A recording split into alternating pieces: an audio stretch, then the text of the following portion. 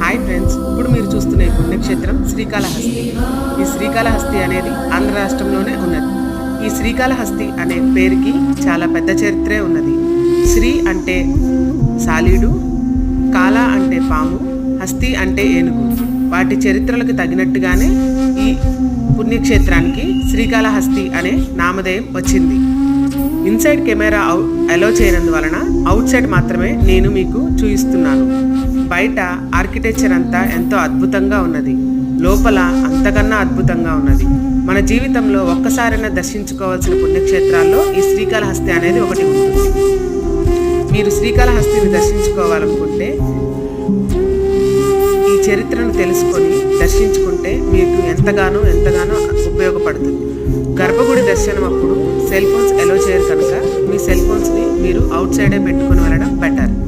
Please subscribe చేసుకోండి.